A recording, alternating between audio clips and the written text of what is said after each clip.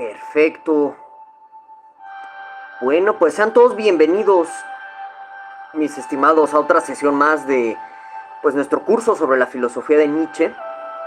En esta ocasión vamos a adentrarnos al asunto de pues sus influencias intelectuales. Vamos a ver precisamente como pues que es un punto muy álgido, ¿no? O que pues digamos se piensa y se debate mucho sobre los alcances de la filosofía de Schopenhauer en la misma filosofía de la voluntad del poder en Nietzsche, que es la base del vitalismo. Entonces vamos a adentrarnos a eso y también quiero explorar con todos ustedes en la presente sesión el asunto de la influencia que hay en Wagner, este compositor alemán, en Nietzsche, que bueno, pues sí hay varias situaciones aquí muy importantes para, pienso yo, entender como pues también hacia dónde está apuntando asuntos del superhombre, ¿no? Entonces vamos a hablar de todo esto. Brevemente saludo a los que están aquí en el superchat. A ver, está Vale, está Isaac, Gabe, Artie, Sunshine, Wittgenstein, Stoin y... ¿quién más? Ya no vi. Ahí está. Leandro. Bueno, pues sean todos bienvenidos, ¿de acuerdo? Ya boté al diablo el StreamYard porque ven que se caía y todo esto. Entonces mejor esta presentación sin estas cortinillas que a lo mejor a muchos desesperaban. Entonces vamos a usar ahora pues este mecanismo de streaming, ¿de acuerdo? Entonces ahí dejen en el superchat todo lo que gusten y manden. Ya saben, no se olviden el like. Agradecemos como siempre a los miembros del canal porque bueno, pues es gracias a su aportación económica que pues el Pensamiento en Llamas puede continuar aquí en YouTube. También a todas las personas que han donativos a través del super chat, muchas gracias. En este orden de ideas, bueno, pues en caso de que estés en la posibilidad económica de apoyar, pues te invito a que te vuelvas un miembro del canal para pues continuar con todos los cursos y todo lo que hacemos aquí en el Pensamiento en Llamas. Muchas gracias. Y bueno, antes de comenzar con la reflexión de este tema, mi exposición no la quiero prolongar demasiado para que no se abruman ni se aburran ni nada por el estilo. Máximo unos 20 minutos. Y luego vamos a dar paso a todo aquello que estén comentando en el super chat. Los que están viendo retransmisión o video resumen, pues ya saben que aquí abajo en la cajita de comentarios pueden dejar todo lo que ustedes gusten y manden, ¿de acuerdo? Entonces, antes de comenzar, pues va la bibliografía, ¿no? Espérenme. Déjenme nada más me hago chiquito. Ya. Bibliografía para esto que vamos a platicar. Pues lo primero es este librito que ven del lado izquierdo. Izquierdo para mí, no sé, a lo mejor para ustedes es el derecho. De Janaway, de ensayos sobre Schopenhauer y Nietzsche, que a mi consideración pues es lo mejorcito que se ha publicado hasta este momento sobre el rastreo que hay en la influencia de pues la filosofía de Schopenhauer, todo esto de la voluntad del poder en Nietzsche, y que bueno, pues tiene que ver con la tercera intempestiva, de las famosas intempestivas de Nietzsche, ¿no? Donde él mismo va a confesarse, por así llamar o decirle a este asunto, sobre pues cómo va a agarrar él al final del día la filosofía de Schopenhauer, ¿no? Entonces por eso este librito es muy bueno.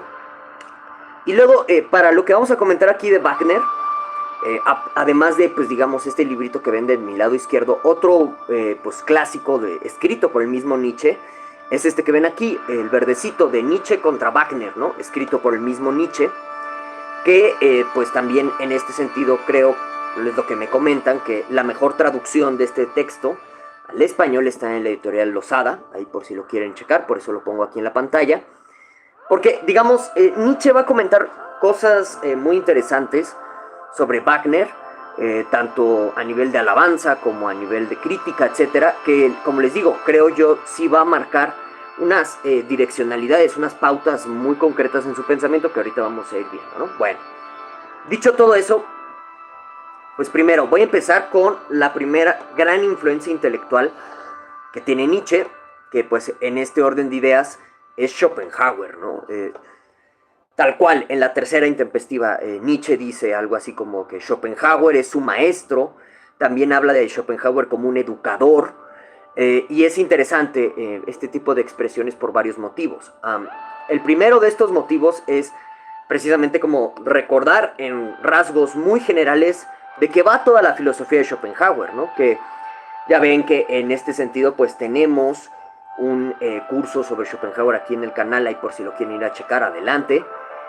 Pero pues también hay muchas particularidades de su pensamiento que precisamente por la exposición no puedo abarcar, no me puedo extender tanto, y nada más voy a agarrarme las líneas generales, ¿no? Entonces recuerden que para Schopenhauer, vamos a decirlo así, como la esencia del mundo es esta voluntad ciega, ciega porque pues digamos está como en un constante vórtice de querer agigantarse y de querer en este sentido expandir su dominio.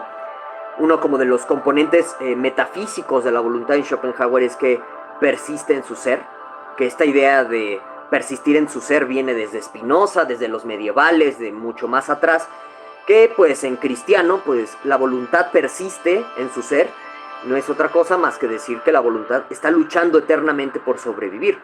Y entonces el mundo para Schopenhauer pues digamos, tiene una manifestación en esta voluntad, pero también tiene una manifestación en el mundo de la representación, ¿no? Entonces el clásico del mundo como voluntad y representación trata de explicarnos cómo, en pocas palabras, si tú te agarras el mundo de la representación, es decir, todo lo que percibimos, todo lo que a nivel, si quieres verlo así, cognitivo, estamos percibiendo de las cosas que nos rodean, nos va a llevar a como este impulso que tienen los seres vivientes, incluso toda la existencia misma, por continuar aquí, ¿no? Entonces ese es como un camino para llegar a la voluntad en Schopenhauer, y otro muy quizás ácido, muy también muy fuerte, pues tiene que ver con las mismas filosofías orientales y todo lo que implica hablar de una agonía de la existencia manifestada en el deseo, ¿no? Entonces para Schopenhauer el deseo pues es una manifestación de esta voluntad sedienta, hambrienta, por constantemente estar expandiéndose, por estar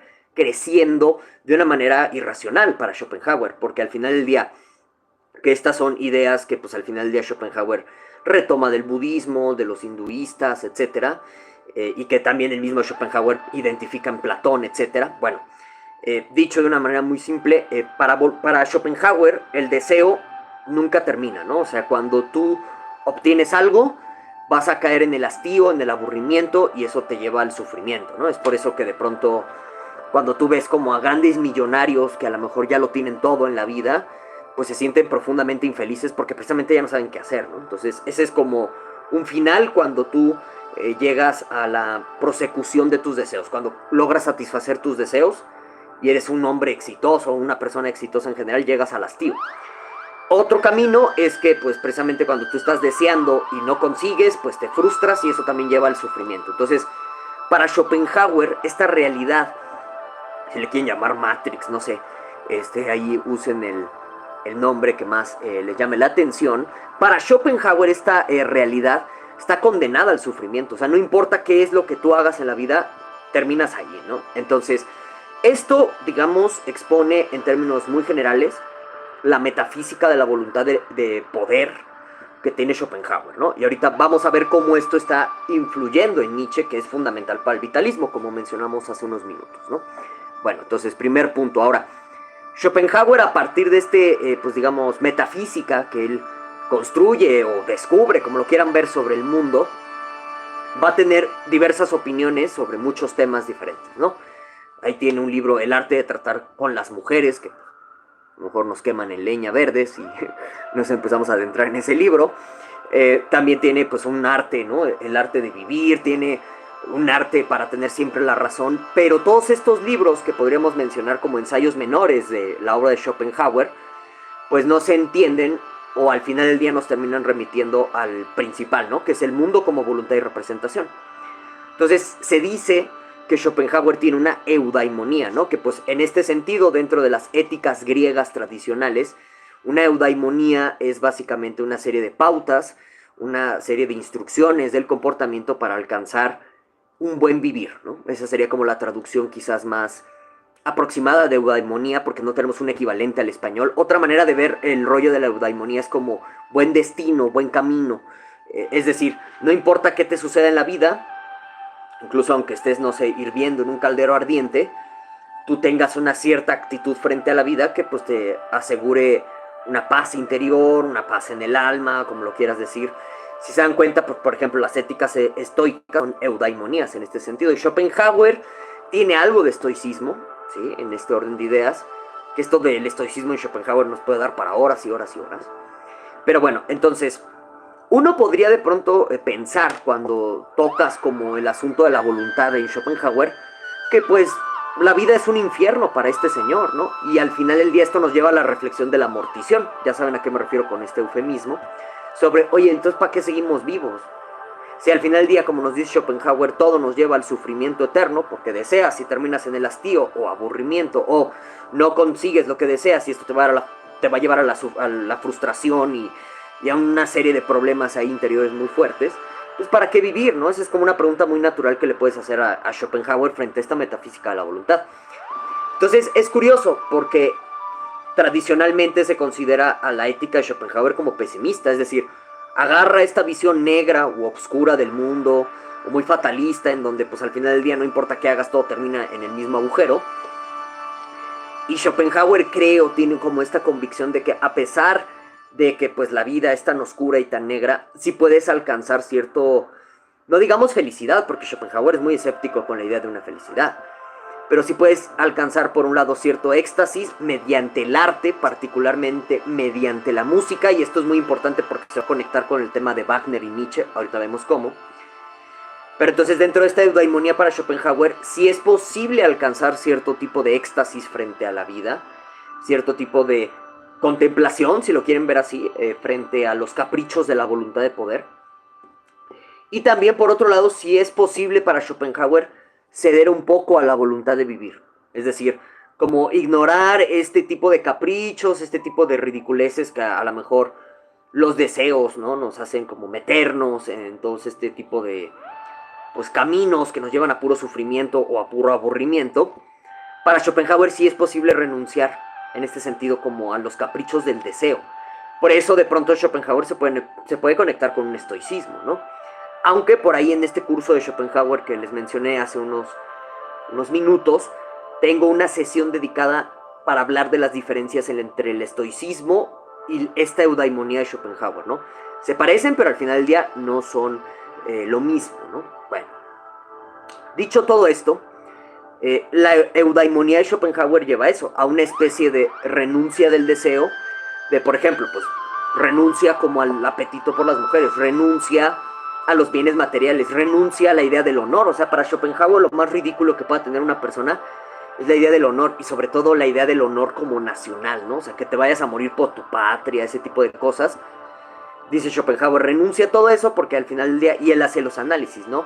Es banal, es trivial, está vacío, etcétera. Sirve para que tú, digamos, cumplas los caprichos de otras personas, sobre todo a nivel de los nacionalismos, ¿no? O sea, es para que, pues, digamos, ciertas personas terminen, políticos sobre todo, manipulándote para que te mates a su nombre, y sobre todo al nombre de sus intereses. Entonces dice Schopenhauer, renuncia a todo eso. Y aquí es donde viene la famosa misantropía de Schopenhauer. O sea, para Schopenhauer el ser humano está podrido por dentro, ¿no? O sea, él sí llega como a este punto de vista en donde como, pues, debido a los caprichos de la voluntad, todos estamos pensando siempre en nuestro propio beneficio. Y en ese sentido, por eso para Schopenhauer hay una visión muy tétrica, muy triste, también lo puedes ver así, de un ser humano que constantemente pues te puede aplastar o te puede aventar debajo del autobús con tal de llegar a una satisfacción de sus propios deseos, ¿no? Entonces también la eudaimonía de Schopenhauer implica reducir al máximo las relaciones sociales, nada más lo necesario. Y por ejemplo, pues él adoraba a los animales, ¿no? Y hay todo un rollo con su French Poodle, etcétera.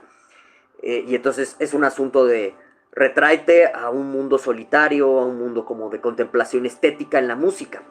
¿Por qué? Porque en la música para Schopenhauer se expresa la agonía de la voluntad. Este deseo que no se satisface o que si se satisface, pues digamos, caes en estos hastíos, ¿no? ¿Y cómo se manifiesta? Por las escalas musicales. Los golpes que se dan, los tiempos, los ritmos para Schopenhauer hablan como de estas pulsiones o de estos impulsos que de pronto llegamos a tener todos nosotros frente a ciertas situaciones emotivas. Entonces es por eso que, por ejemplo, la música triste para Schopenhauer se vincula o se puede desahogar todo el sentimiento de tristeza, porque esta música con escalas tristes o que producen sentimientos de tristeza, nostalgia, etcétera, te permiten desahogar esas agonías. Y para Schopenhauer es como el único escape que tenemos frente a los caprichos de la voluntad. No es un escape real, llegar a la contemplación musical, ¿sí?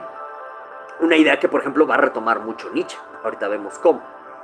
Entonces, al final del día también Schopenhauer pues es consciente de que para llegar a una vida de contemplación estética, sobre todo en el ámbito del arte, particularmente en la música, necesitas un cierto estilo de vida acomodado. Entonces también su daimonía te da consejos, ¿no? De, pues primero asegúrate de riqueza y luego pues ya te pones a escuchar, qué sé yo, ¿no? A Mozart todo el día, una cosa así por el estilo. Bueno, entonces, eso es a grandes rasgos, vean, un resumen así muy sintético de la filosofía de Schopenhauer, el cual necesitamos para ver estas influencias sobre Nietzsche, ¿no? Entonces, llega Nietzsche. ¿Cómo es que Nietzsche descubre a Schopenhauer? Es una pregunta muy interesante a nivel tanto biográfico como a nivel filosófico, ¿no? A ver, espérenme tantito.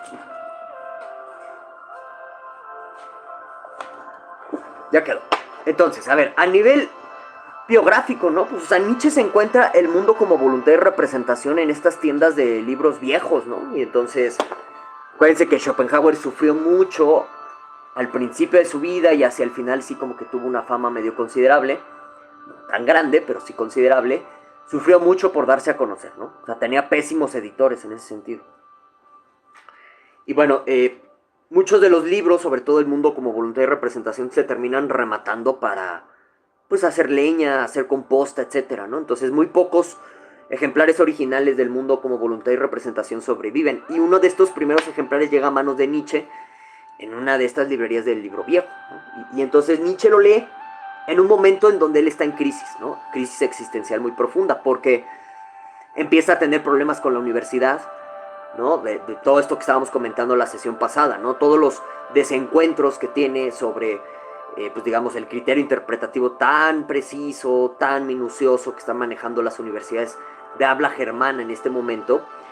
Y pues un rollo de que pues Nietzsche quiere hacer lo que él quiere, ¿no? Quiere escribir como él quiere. Quiere en este sentido, como de pronto él mismo va a denominarse, volverse una especie de espíritu libre y construir su filosofía, todo este tipo de cosas. Está muy deprimido, tiene crisis de todo tipo y entonces se encuentra con Schopenhauer. Y cuando lee Schopenhauer, como lo expresa en la tercera intempestiva, se vuelve en automático su maestro. ¿Por qué se vuelve su maestro? ¿Por qué para Nietzsche Schopenhauer es su maestro? Porque básicamente, según Nietzsche, lo que nos enseña Schopenhauer es lo crudo y digamos lo asquerosa que es la realidad, ¿no? Porque algo que le acepta Nietzsche a Schopenhauer constantemente es que sí, o sea, a nivel metafísico lo más profundo es la voluntad. Es este impulso que tienen todas las cosas por seguir existiendo y por luchar a favor de su existencia. Eso se lo acepta. También en este orden de ideas, pues algo muy profundo que también Nietzsche le acepta a Schopenhauer es la idea del sufrimiento eterno. O sea, que todo en este mundo, pues por el rollo del deseo que ahorita les estaba comentando, pues termina en sufrimiento. Entonces también Nietzsche en este sentido habla de Schopenhauer como un educador, como un verdadero pedagogo, porque digamos, para Nietzsche, Schopenhauer es uno de estos pocos filósofos en la historia que se atreve a decir no solamente lo que verdaderamente son las cosas, sino que también se atreve a decir las cosas sin pudor, sin censura y sin ningún resabio de duda, ¿no? Eso es algo que admira mucho Nietzsche de la prosa de Schopenhauer, que dicho sea de paso, Schopenhauer es uno de los que a nivel histórico se considera que son los mejores escritores en la historia de la filosofía. Tiene estilo, tiene mucho rigor, metáforas muy ricas, etc. Bueno, entonces en este orden de ideas es que Nietzsche pues está viendo a Schopenhauer como un gran educador. Y hay un punto muy curioso en esta intempestiva en donde Nietzsche va a decir, ¿sabes qué? Pues no estoy seguro si al final del día he acabado de entender toda la filosofía de Schopenhauer, ¿no? Que es una gran, o sea, la verdad es un gran signo de humildad, y eso es curioso, ¿no? Porque pues Nietzsche, como humildad en Nietzsche, ¿no? Sobre todo el gran destructor de los valores judio-cristianos, pues ¿cómo va a mostrar humildad?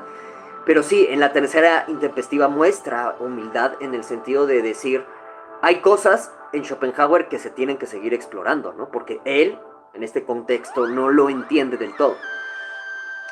Pero Nietzsche, en este sentido, está ansioso por escribir su propia filosofía, su propio pensamiento. Y esto, vean, si quieren pueden tomar esto como una nota al pie de página. Hasta donde uno piensa en, no sé, que tienen un filósofo que admiran mucho, o con el que se identifican demasiado, dicen, mira, como que esta filosofía es el camino para, ¿no? ¿Para qué? ¿Quién sabe? Pero dices, o crees que su filosofía es un camino hacia cierto lugar de conclusiones o cierto cúmulo de ideas. Bueno, no olviden el like, por favor. En fin, en este sentido, pues tú podrías decir que tú tienes como toda la libertad de seguir su camino y seguir explorando su filosofía, y hay mucha gente que se queda ahí, hegelianos que llevan 30 años leyendo la fenomenología del espíritu, digamos. Pero hay otros que dicen, no, o sea, hasta aquí llegué con este autor, ahora yo quiero pensar por mi propia cuenta, ¿no? Desembarazarme, despejar todas las ideas que yo tenga y empezar a escribir lo que yo quiero y lo que yo pienso del mundo. Son 3 pasos muy complejos, no todos lo dan, y yo en este sentido pues invito a todo aquel que me esté escuchando a que se atreva a hacerlo, ¿no? Y sigo en la nota al pie de página de la exposición. Atrévanse a pensar por ustedes mismos. De pronto les puede dar miedo, pero en las discusiones con amigos cercanos a la filosofía pueden salir muchas cosas interesantes. Entonces no se preocupen en ese sentido. Bueno, entonces aquí viene como el gran punto de desacuerdo, o de desencuentro, mejor dicho, que tiene Nietzsche con Schopenhauer, que es el asunto de este ascetismo pegándole al estoicismo en Schopenhauer. O sea, para Schopenhauer hay que renunciar a la voluntad de vivir. ¿Cómo? Pues renunciando al deseo. Y es interesante porque en el mundo como voluntad y representación aparece un argumento de Schopenhauer en contra de la amortición, que de pronto se parece demasiado este argumento al que va a terminar dando Nietzsche en contra de la idea de Schopenhauer de renunciar a la voluntad de poder. Ahorita vemos cómo, por partes, ¿no? A ver, primero, Schopenhauer está en contra de la amortición, porque él dice que cuando te aplicas la amortición, estás extinguiendo el fenómeno de la voluntad, por así decirlo, pero no a la voluntad misma. Entonces, si te vas a amorticiar por un rollo de vamos a ponerle, punto final a la voluntad, no lo estás haciendo, simplemente acabaste con una manifestación más, pero no con la voluntad en sí, ¿no? Por eso Schopenhauer ve como algo absurdo el rollo de la amortición. Argumentativamente, lo que aparece en la tercera intempestiva en Nietzsche se parece en este sentido. O sea, lo que Nietzsche le termina criticando a Schopenhauer es el asunto de si, oye, ¿acaso cuando tú quieres renunciar al deseo, no estás deseando renunciar al deseo? Esa es como una manera muy fácil de entender lo que está diciéndole Nietzsche a nivel de crítica a Schopenhauer. O sea, piensen en Buda, ¿no? Que pues acuérdense de sus nobles verdades, todo este tipo de cosas. Y digamos que como que una de las puntos medulares, ¿no? De entrar o en el fondo de la filosofía budista es renunciar al deseo, ¿no? Pero precisamente como que para que tú puedas renunciar al deseo dentro del budismo, tienes que desear renunciar al deseo. Por lo tanto, nunca has renunciado al deseo. Y esto es lo que Nietzsche critica a Schopenhauer en la tercera intempestiva. Es un asunto de, mira, si tú quieres renunciar al deseo como muestra de renuncia a la voluntad, necesitas a la misma voluntad con su manifestación en el deseo de renunciar al deseo para hacerlo. Y eso es una contradicción. Por lo que para Nietzsche, nunca te escapas de la voluntad. Nunca. No hay forma de salirte de esto. Y esta es una diferencia fundamental y crucial de Nietzsche respecto a Schopenhauer. Para Schopenhauer cree que hay alternativas para salirte de la voluntad, pero para Nietzsche no. Primer punto. Ahora, segundo punto, como les decía, argumentativamente hablando, el argumento de Schopenhauer en contra de la amortición se parece, esquemáticamente hablando, en el argumento de Nietzsche en contra de la renuncia a la voluntad. ¿En qué se parece? Pues en la idea misma de que terminas apelando a algo, en este caso sería la misma voluntad, el mismo deseo para renunciar al mismo deseo. En el caso de la amortición en Schopenhauer, el argumento en contra de esto, pues es que estás utilizando como a la misma voluntad para extinguir el fenómeno de la voluntad, y eso no tiene sentido. Y se le aplica igual Nietzsche a Schopenhauer en este orden de ideas, y le termina diciendo, es que estás utilizando el mismo deseo para desear salirse del deseo. Y esto, como les digo, es el gran punto de desencuentro entre Nietzsche y Schopenhauer. Y Nietzsche, curiosamente, va a dar un giro de 180 grados respecto a Schopenhauer. Dice, es que al final del día lo único que tenemos como seres vivientes o seres que estamos en este plano, no sé cómo quieran autodenominarse cada uno de ustedes, es el asunto de que solamente tenemos esto, la voluntad y el deseo. Solamente tienes eso. Y es lo único real, tangible y concreto que tenemos todos nosotros. Todo lo demás puede ser una ilusión de la representación. O sea, tus argumentos, tu verdad, tus fantasías, tu imaginación, todo eso puede ser una mera alucinación de tu cabeza que está funcionando para la voluntad, ¿no? O sea, para Schopenhauer la razón es instrumental a la voluntad, es decir, para Schopenhauer la razón, la inteligencia, el conocimiento, la verdad, son herramientas para que la voluntad satisfaga sus deseos. Lo mismo para Nietzsche. Y entonces, por eso para Nietzsche, lo único real y concreto que tenemos es la voluntad y el deseo. Y dice Nietzsche, pues como no podemos escapar de todo esto, pues lo único que nos queda es asumirlo, como lo único verdadero, lo único real y lo único tangible que tenemos. Entonces noten, aquí hay un detalle muy interesante.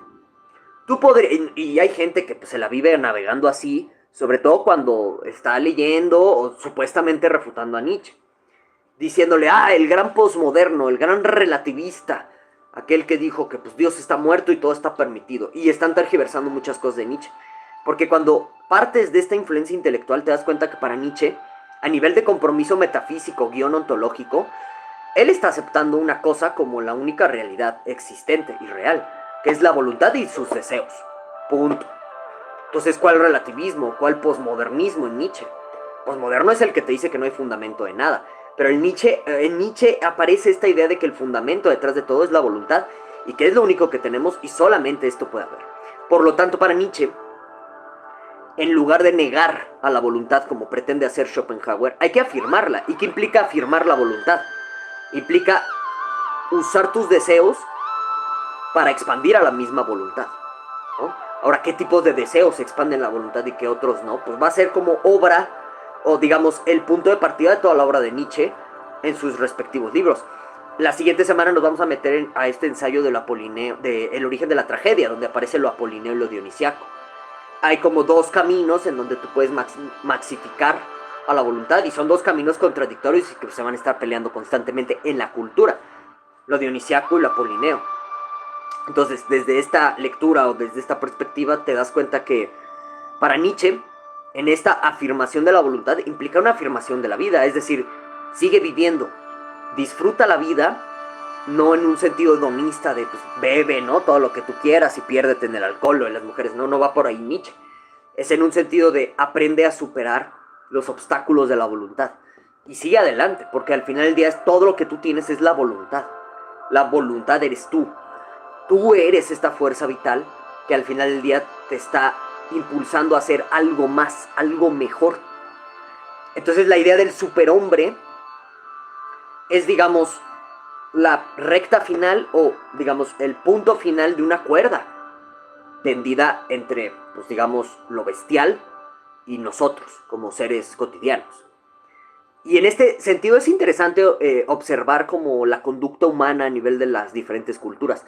Algo como muy constante que nos encontramos es un cierto deseo de automejoramiento, no en todos los individuos, pero sí en algunos, y que curiosamente a nivel cultural son admirados y que se siguen a estos individuos, y que puede que a lo mejor a nivel cultural también te los presente como falsos profetas o modelos a seguir de autosuperamiento, ¿no? Y tenemos todo el problema contemporáneo con el coaching.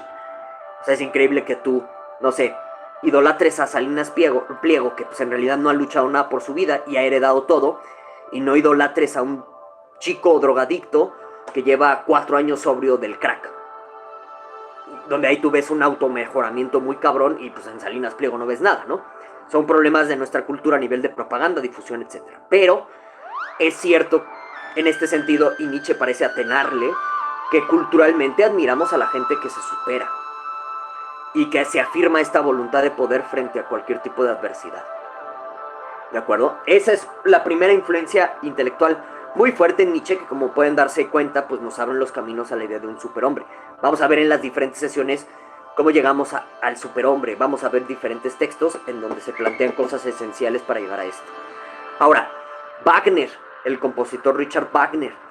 A ver, ya saben, o quizás no lo sé, que para Nietzsche, al final del día, y esto pues sí es conveniente mencionarlo, Wagner es visto como una figura paterna para Nietzsche.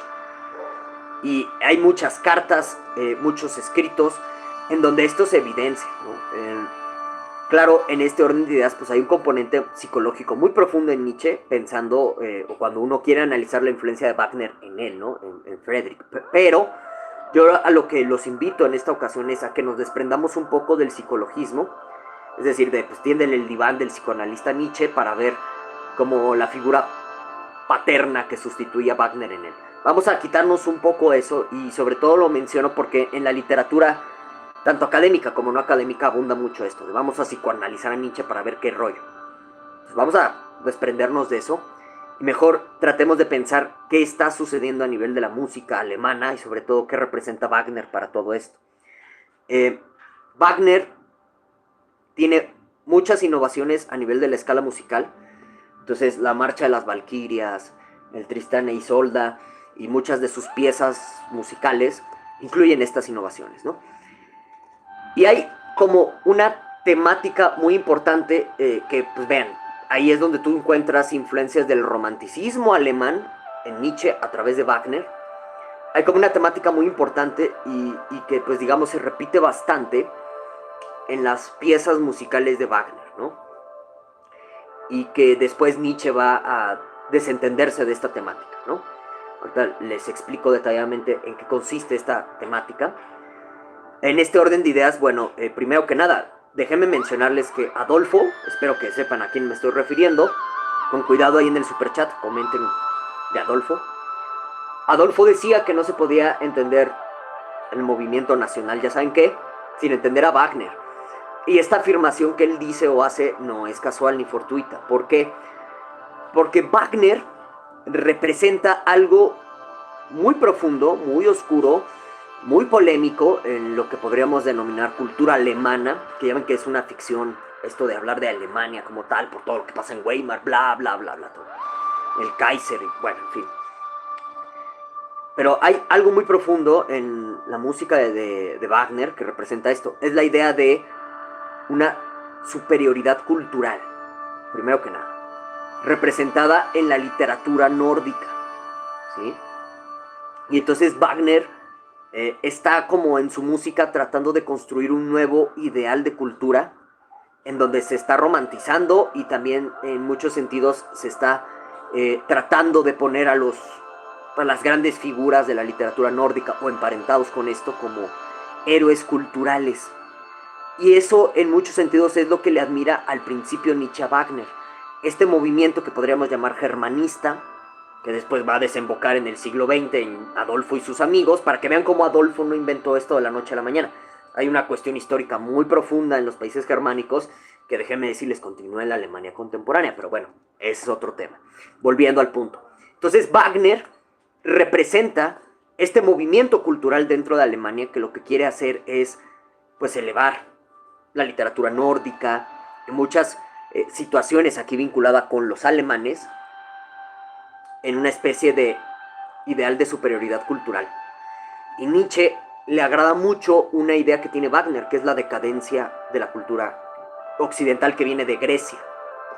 O sea, para Wagner, el gran problema que pues, terminan teniendo los griegos es el asunto de que en su historia como que terminan romantizando lo que no está aquí. Sobre todo esto se manifiesta con Platón, ¿no? Platón, ya ven, el mundo de las ideas y todo esto. Y entonces se dan cuenta, tenemos un síntoma que es muy importante, esta vena o esta raíz, porque va a aparecer en Más allá del bien y el mal. En su momento vamos a tratar esta obra. La cultura occidental heredó mucho esto de la antigua Grecia. La situación de la idealización en un aspecto de la realidad que no está, por el cual sufrimos, etc. Y Wagner y muchos germanistas de la época aborrecen eso, porque a contrario de la cultura griega, pues la cultura nórdica pues, es todo el momento inmediato, lo único que tenemos y lo único que está aquí. Se habla de un Valhalla, ¿no? Dentro de las literaturas nórdicas, que es como una especie de paraíso, pero al final del día se dan cuenta es un paraíso que se obtiene como recompensa de una muerte gloriosa, ¿no? O sea, no cualquier guerrero se iba al Valhalla, ¿no? Bueno, entonces en este orden de ideas es lo que le llama y lo que le agrada a Nietzsche. Este espíritu o esta intención de construir una cultura superior basándose en una idealización, que eso es también muy paradójico del mismo Wagner, basándose en una idealización de los antiguos nórdicos. Y bueno, en este orden de ideas es donde también se empieza a cosechar la idea de el ser superior en Nietzsche. Que, o sea, aquí nos vamos a meter en el eterno debate, como pueden darse cuenta, de la influencia de Nietzsche en Adolfo y sus amigos. Que aquí es donde Nietzsche va a empezar a decepcionarse respecto a Wagner. Porque al principio Wagner agarra esta idea de construir una nueva cultura para evitar la decadencia moral de los griegos, que pues, parte de la idea de, o del hecho de que pues como romantizas un mundo que no existe, por eso en este mundo que sí existe, pues vales, ¿no? Para pura ya saben qué. Entonces, cuando Wagner, los germanistas, que pues, curiosamente a este grupo de germanistas va a terminar perteneciendo la hermana de Nietzsche, Elizabeth Foster, que se casa con un antisemita demente, etc., Nietzsche se decepciona por completo. ¿Por qué? Porque él empieza a darse cuenta que, o sea, como que el proyecto de una cultura superior, una cultura de superhombres, de espíritus libres, tendría que estar, digamos, libre de prejuicios sobre las personas. Y nada más valorar el acto y la fuerza misma que están desempeñando por ser mejores en este momento. Entonces por eso no importa que si eres judío, que si eres afroamericano, no importa. Porque lo importante dentro de esta nueva ética o de esta nueva cultura moral, como le quieran decir, que está planteando Nietzsche desde una idea de superhombre, tiene que ver con el esfuerzo y los actos que hagas en este momento presente para que tú tengas una consideración moral positiva. Entonces por eso hay como un rechazo ahí muy fuerte que tiene Nietzsche con Wagner y una enorme desilusión. Pobre Nietzsche. Sí. Ok, entonces creo que de esta manera hemos abarcado de una manera muy sucinta, muy concreta, como estas dos influencias que tiene el pensamiento de Nietzsche, y creo que de esta manera tenemos terreno para ir clarificando hacia dónde va a terminar por apuntar la filosofía de Nietzsche, que no es un asunto de, sí, pues aviéntate contra el cristianismo y se acabó. Luego vamos a hablar del texto del anticristo aquí. No se trata de eso, o sea, para eso no va la filosofía nietzscheana. La filosofía nietzscheana quiere construir una cultura de afirmación de la vida, influenciado más que nada en Schopenhauer, en las consideraciones que acabamos de exponer y en este ideal de cultura que trae Wagner al principio. ¿Para qué? Para evitar cosas como mortición, nihilismo, vacío existencial, este tipo de situaciones que ya para el contexto de Nietzsche empieza a asolar a la cultura. ¿De acuerdo? Y vean cómo estamos ahorita. Muy bien. Entonces, pues hasta aquí termina mi exposición. Muchas gracias por escuchar. Denle like.